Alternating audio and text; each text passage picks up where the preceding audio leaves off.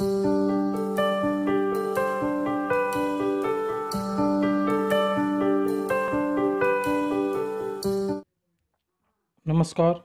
स्वागत है एक बार फिर से आपका चैनल के ऊपर। हम लगातार हिंदी ग्रामर को पढ़ रहे हैं, हिंदी व्याकरण निरंतर पढ़ रहे हैं, व्याकरण को पढ़ रहे हैं। हिंदी व्याकरण में हमारा चल रहा है विकारी शब्द। क्या चल रहा है? विकारी शब्द। और विकारी शब्द का जो दूसरा पार्ट है आज वो हम शुरू करने वाले हैं, और वो है हमारा सर्वनाम। क्या है? हमारा सर्वनाम। तो आज हम सर्वनाम को पढ़ने वाले हैं और सर्वनाम को समझने वाले हैं। सर्वनाम को पढ़ेंगे और सर्वनाम को समझेंगे। और निरंतर हमने उससे पहले एक संज्ञा टॉपिक को कर लिया था, संज्ञा टॉपिक को समझ लिया था, और संज्ञा टॉपिक के बारे में हमने पूरी की पूरी जानकारी क्या ले ली थी? प्राप्त कर ली थी। तो आज हम पढ़ेंगे सर्वनाम। तो उससे पहले मैं निवेदन करना चाहूँगा, अगर वीडियो पसंद आए तो लाइक करना और अपने मित्रों को शेयर करना, और साथ में अगर चैनल पे नहीं है तो सब्सक्राइब ज़रूर करना। तो सबसे पहले हम सर्वनाम को देखते हैं। तो सबसे पहले हम इस सर्वनाम का अर्थ देखते हैं। क्या देखते हैं? सर्वनाम का अर्थ। यहाँ सर्वनाम का अर्थ से मतलब है इस शब्द का अर्थ क्या है। जो सर्वनाम शब्द है उस शब्द का अर्थ क्या है, उसके बारे में हम चर्चा करेंगे। तो देखिएगा सर्वनाम शब्द का अर्थ क्या है। देखिएगा सर्व नाम, तो सर्व प्लस में नाम, मतलब इसके अंदर दो शब्द है। क्या है?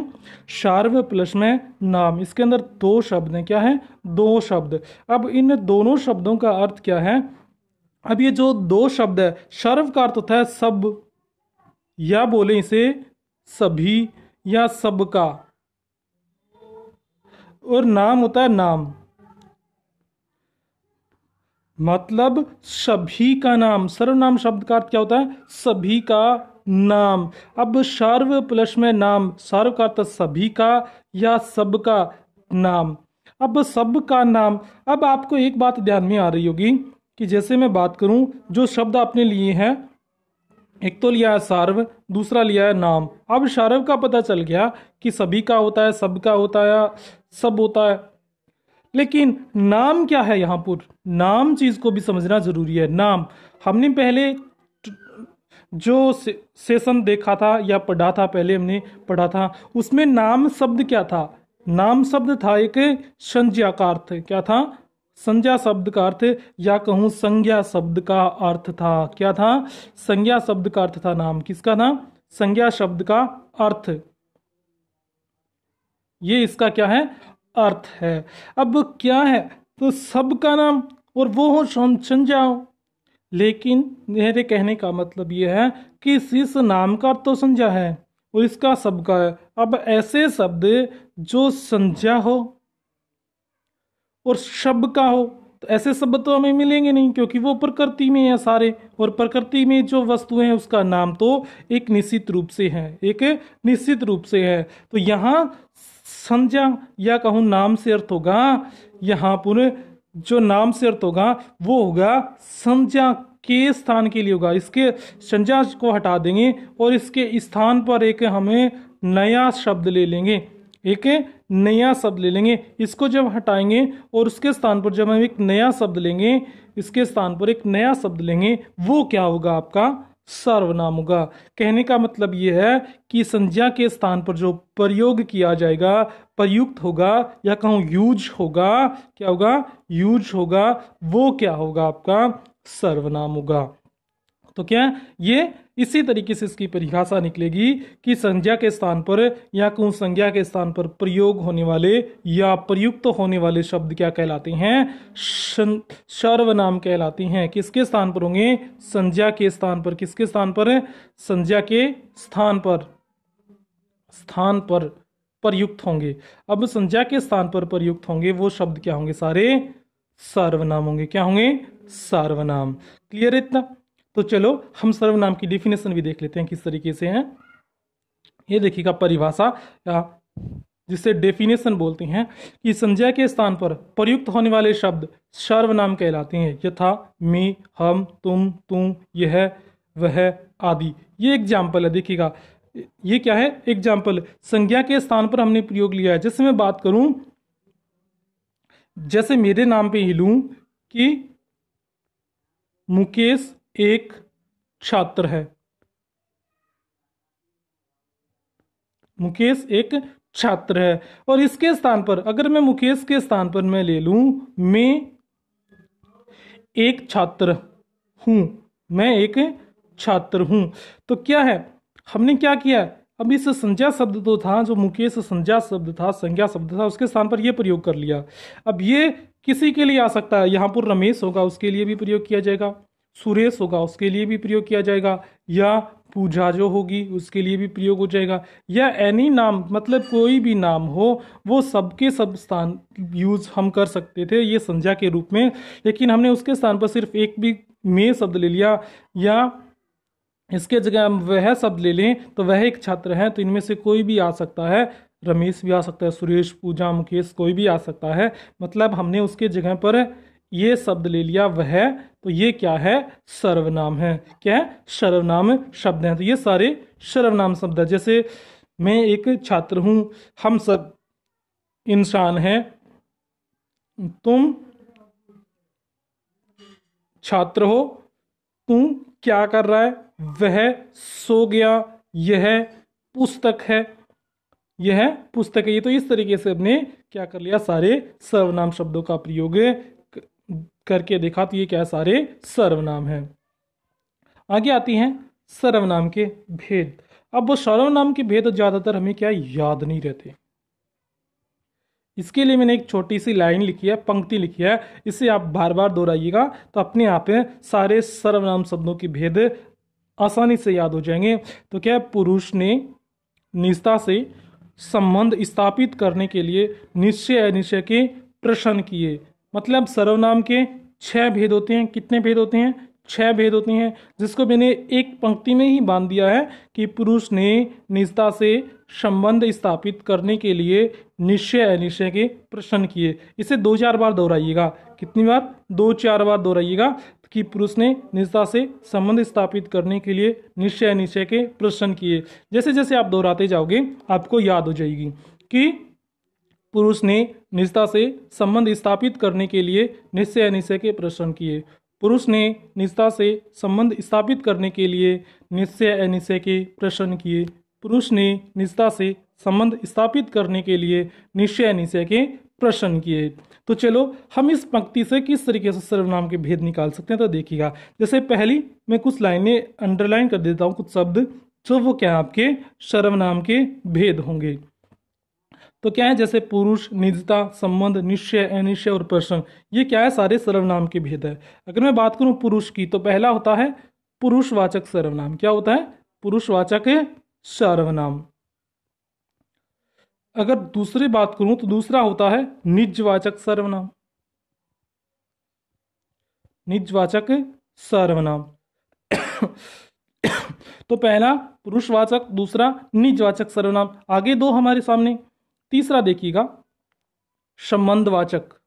इनके आगे क्या लगा देता हूं, वाचक लगा देता हूं, संबंधवाचक सर्वनाम। तीसरा है निश्चयवाचक सर्वनाम। चौथा है अनिश्चयवाचक सर्वनाम। और फिर अगला है अंतिम प्रश्नवाचक सर्वनाम। मतलब पुरुषवाचक सर्वनाम, निजवाचक सर्वनाम, संबंधवाचक सर्वनाम, निश्चयवाचक सर्वनाम, अनिश्चयवाचक सर्वनाम और प्रश्नवाचक सर्वनाम, ये क्या थे सर्वनाम के भेद। देखिएगा डेलीग्राम के द्वारा। तो ये आपके सर्वनाम के भेद क्या है, सर्वनाम के भेद। पहला है पुरुषवाचक, निश्चयवाचक, अनिश्चयवाचक, संबंधवाचक, प्रश्नवाचक और निजवाचक। जैसे हमने उस पंक्ति में देखा कि पुरुष ने निजता से संबंध स्थापित करने के लिए निश्चय अनिश्चय के प्रश्न किए। पुरुष ने निजता से संबंध स्थापित करने के लिए निश्चय अनिश्चय के क्या किए थे, प्रश्न किए थे। तो उसी तरीके से पुरुषवाचक, निश्चयवाचक, अनिश्चयवाचक, संबंधवाचक, प्रश्नवाचक, निजवाचक, ये क्या हो गया आपके सारे सर्वनाम के 6 भेद। कितने भेद होते हैं सर्वनाम के, 6 भेद होते हैं, जो यहां देख लिए। तो क्लियर है। चलो हम एक एक इन भेदों को पढ़ने वाले हैं। तो पहले आज हम पढ़ने वाले हैं किसे, पुरुषवाचक को। किसे, पुरुषवाचक सर्वनाम को। पुरुषवाचक सर्वनाम को पढ़ने वाले हैं। तो चलो पढ़ते हैं पुरुषवाचक सर्वनाम को। पहला पुरुषवाचक सर्वनाम। देखिएगा सर्वनाम का तो आपको पता चल गया, सबका नाम, सभी का नाम, सबका नाम, सभी का नाम, ये क्या है, सर्वनाम का अर्थ है। अब देखिएगा पुरुषवाचक, इसका भी देख लेते हैं, कैसे देख लेते हैं, पुरुषवाचक को भी देख लेते हैं। तो शुरू करते हैं, पुरुष और वाचक। पुरुष किससे बोलते हैं, आदमी को, या मानव जिसे बोलते हैं, मानव लिख देता हूं, तीनों सारी चीजें आ जाएगी मानव के अंदर, मानव, मानव। और वाचक का अर्थ वाचन करवाने वाला या बताने वाला, वाचक बताने वाला होता है, या जिसे कहूं बोध करवाने वाला, बोध कराने वाला। अब पुरुष का बोध करवाए, अब वो सर्वनाम शब्द जो पुरुष का बोध करवाए, या कहूं मानव का बोध करवाए। अब मानव का जब बोध होता है, मानव का जो बोध होता है वो किस तरीके से होता है, मतलब उन सर्वनाम शब्दों का प्रयोग जो पुरुष के लिए या कहूं व्यक्ति के लिए प्रयोग होते हैं, किसके लिए, व्यक्ति के लिए प्रयोग हो रहे हो, सिर्फ व्यक्ति के लिए प्रयोग हो, किसी अन्य चीज के लिए नहीं, क्या हो, सिर्फ पुरुष के लिए, इसीलिए इसका नाम पुरुषवाचक सर्वनाम पड़ा है। हम सिर्फ इन सर्वनाम शब्दों का प्रयोग सिर्फ पुरुष के लिए कर सकते हैं, या व्यक्ति जिसे बोलते हैं, मानव जिसे बोलते हैं आप, आदमी जिसे बोलते हो, उनके लिए हम क्या कर सकते हैं, इन सर्वनाम शब्दों का प्रयोग कर सकते हैं। अन्य चीज किसी वस्तु के लिए हम इनका प्रयोग नहीं कर सकते। तो ये क्या है, पुरुषवाचक सर्वनाम है। तो देखिएगा इसकी परिभाषा, जिन सर्वनाम शब्दों का प्रयोग वक्ता द्वारा खुद के लिए या दूसरे के लिए किया जाता है उसे पुरुषवाचक सर्वनाम कहते हैं। या सीधी बात करूं तो कि वे सर्वनाम शब्द जो पुरुष के लिए प्रयोग किए जाते हैं पुरुषवाचक सर्वनाम कहलाते हैं, या कहूं व्यक्ति के लिए प्रयोग किए जाते हैं वो क्या कहलाते हैं, व्यक्ति, पुरुष, व्यक्ति के लिए प्रयोग होने पर जो सर्वनाम शब्द प्रयोग में लिए जाते हैं वो पुरुषवाचक सर्वनाम होते हैं। जैसे मैं, हम, वक्ता खुद के लिए प्रयोग करता है, तुम, आप सुनने वाले के लिए करता है, और यह, वह किसी अन्य के भी लिए करता है। तो हम अन्य उदाहरण भी देख लेते हैं, वाक्य के अनुसार वाक्य बनाकर देख लेते हैं। तो देखिएगा, मैं फिल्म देखना चाहता हूं, तो यहाँ मैं शब्द है, ये क्या है, सर्वनाम है, क्या है, सर्वनाम है। नीचे तो लिखा है मैं घर जाना चाहती हूं, तो ये मैं शब्द क्या है, सर्वनाम है। आप कहते हैं तो ठीक है, तो आप शब्द है, ये क्या है, सर्वनाम है। तुम जब तक आए तब तक तो वह चला गया, तुम शब्द क्या है, सर्वनाम है। उसी तरीके से आप शब्द भी क्या है, सर्वनाम है, और वह शब्द भी क्या है, सर्वनाम है, क्या है, सर्वनाम है। तो ये सर्वनाम शब्द के भेद हमने देखे। जो पुरुषवाचक सर्वनाम है उसके एग्जाम्पल भी हमने देख लिए, क्या देख लिए, एग्जाम्पल हमने देख लिए। तो चलो आगे बढ़ते हैं, चलो हम देख लेते हैं अब आगे पुरुषवाचक सर्वनाम के भेद। तो पुरुषवाचक सर्वनाम के भेद देख लेते हैं, क्या देख लेते हैं, भेद। अब भेद को समझेंगे तो मेरे पर लिखा हुआ है कि 3 भेद होते हैं, लेकिन 3 भेद कौन कौन से, देखिएगा, पुरुष शब्द, जब एक व्यक्ति, क्या है कि जब एक व्यक्ति बोलता है, मतलब उसका प्रयोग कर रहा है, किसका, सर्वनाम का प्रयोग कर रहा है, बोलता है, तो उसके लिए सामने वाला एक सुनने वाला भी चाहिए, क्या चाहिए, सुनने वाला। अब जो बोल रहा है वो क्या होता है, वक्ता, और जो सुन रहा है उससे बोलते हैं श्रोता, क्या बोलते हैं, श्रोता। अब वक्ता है और श्रोता है, क्या है, वक्ता है और श्रोता है, और इन, ये जो बोल रहा है और ये जो सुन रहा है वो किसके बारे में बोल रहा है, किसके बारे में सुन रहा है, वो होता है तीसरा, जिसे बोलते हैं अन्य पुरुष, क्या बोलते हैं, अन्य पुरुष। क्योंकि उसके बारे में ना तो ये जानता है और ना ये जानता है, सिर्फ ये बोल रहा है और ये सुन रहा है, उसने देखा नहीं या उसकी तरफ इशारा या कुछ किया हुआ है, तो वो क्या है, पुरुषवाचक सर्वनाम है। लेकिन एक तो बोल रहा है, एक सुन रहा है और एक अन्य है। अब जो बोलता है वो सर्वनाम का पहला भेद होता है, और जो सुन रहा है वो उसका दूसरा, और जो जिसके बारे में बात की जा रही है वो तीसरा। अब किस तरीके से इसे बोलते हैं, प्रथम पुरुष, इसे बोलते हैं मध्यम पुरुषवाचक सर्वनाम, और इसे बोलते हैं अन्य पुरुषवाचक सर्वनाम, या कहूँ इसे बोलते हैं प्रथम पुरुष या उत्तम पुरुष, इसे बोलते हैं मध्यम पुरुष, और जो तीसरी बात, जो तीसरा व्यक्ति है उसे बोलते हैं हम अन्य पुरुष। तो हो गया उत्तम पुरुष, मध्यम पुरुष और अन्य पुरुष। तो ये इस तरीके से सर्वनाम के क्या होते हैं, 3 भेद होते हैं। पहला हो गया आपका उत्तम पुरुष, दूसरा हो गया मध्यम पुरुष, और तीसरा आपका हो गया अन्य पुरुषवाचक सर्वनाम। अब उत्तम तो बोलने वाला जो खुद के लिए प्रयोग करेगा सर्वनाम शब्द, वो क्या होगी, उत्तम सर्ववाचक सर्वनाम शब्द। और जो सामने वाले या सुनने वाले के लिए प्रयोग करेगा वो होता है मध्यम पुरुषवाचक सर्वनाम। और किसी अन्य पुरुष के लिए प्रयोग करेगा वो क्या होती हैं, अन्य पुरुषवाचक सर्वनाम होते हैं, अन्य पुरुषवाचक सर्वनाम होते हैं। तो चलो देखते हैं कि जिन शब्दों का प्रयोग बोलने वाला खुद के लिए करता है, इसके अंतर्गत मैं, मेरा, मतलब समझ गए, ये इसकी डेफिनेशन थी। क्या थी, ये इसकी डेफिनेशन कि जिन शब्दों का प्रयोग बोलने वाला खुद के लिए करता है वो क्या होते हैं, उत्तम पुरुषवाचक सर्वनाम या प्रथम पुरुषवाचक सर्वनाम होते हैं। इसके अंतर्गत देखो कौन कौन से एग्जाम्पल देखिएगा, मैं, मेरा, मेरे, मेरी, मुझे, मुझको, हम, हमें, हमको, हमारा, हमारे, हमारी आदि जैसे शब्द आते हैं। जैसे एग्जाम्पल वाक्य के रूप में देखिएगा कि मैं फुटबॉल खेलता हूँ, तो मैं शब्द क्या है, ये सर्वनाम है। हम दो हैं, मतलब हम, ये भी क्या है, हमारे दो, ये भी क्या है, सर्वनाम शब्द है। तो ये क्या थे, उत्तम पुरुषवाचक सर्वनाम। अब नीचे जो है मध्यम पुरुष, जिन शब्दों का प्रयोग सुनने वाले के लिए किया जाता है उसके अंतर्गत जो शब्द आते हैं वो क्या होती हैं, मध्यम पुरुष होते हैं। कि सुनने वाला मतलब जो सामने बैठा है और जो हमारी बातें सुन रहा है उसके लिए हम प्रयोग करते हैं क्या, जो वो क्या होते हैं, मध्यम पुरुष होते हैं। तो यही बात इसमें लिखी हुई है कि जिन शब्दों का प्रयोग हम सुनने वाले के लिए करते हैं वो क्या होते हैं, मध्यम पुरुष होते हैं। जैसे तू, तुझे, तुमको, तेरा, तेरे, तेरे, तेरी, तुम, तुम्हें, तुमको, तुम्हारा, तुम्हारे, तुम्हारी, आप आदि आते हैं। जैसे तुम बहुत अच्छे हो, तो ये शब्द हमने वाक्य में प्रयोग करके देख लिया। तो ये क्या है, आपके सर्वनाम शब्द है। उसी तरीके से अन्य पुरुषवाचक की बात करें तो क्या, जिन शब्दों का प्रयोग किसी तीसरे व्यक्ति के लिए किया जाता है, के लिए होता है, मतलब वो ना तो हमारे में खुद होता है, ना तो वह खुद होता है, और ना सामने वाला होता है।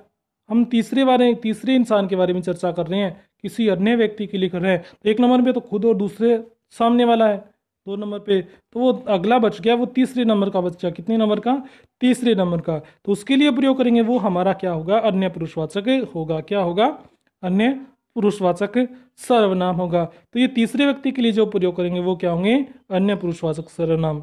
इसके अंतर्गत आते हैं यह, वह, ये, वे, ये शब्द आते हैं जिसमें व्यक्तिवाचक संज्ञा के उदाहरण भी शामिल है। तो ठीक है, ये क्या है, आपके अन्य पुरुषवाचक सर्वनाम। तो आज हम सिर्फ पुरुषवाचक सर्वनाम के भेद को ही पढ़ने वाले हैं, पुरुषवाचक सर्वनाम को, और कल हमें अन्य भेदों की चर्चा भी करने वाले हैं। तो चलो आज हम इतना ही पढ़ेंगे। जाते जाते कहना चाहूँगा कि आप अगर वीडियो पसंद आया तो लाइक ज़रूर कर देना। क्या कर देना, लाइक कर देना, शेयर कर देना अपने मित्रों को, और साथ में चैनल पे नहीं है तो सब्सक्राइब कर देना। क्या कर देना, सब्सक्राइब कर देना। और मिलते हैं हम नेक्स्ट वीडियो में एक बार फिर से नए उत्साह और नए विश्वास के साथ। तब तक के लिए आप सभी को धन्यवाद। Bye bye.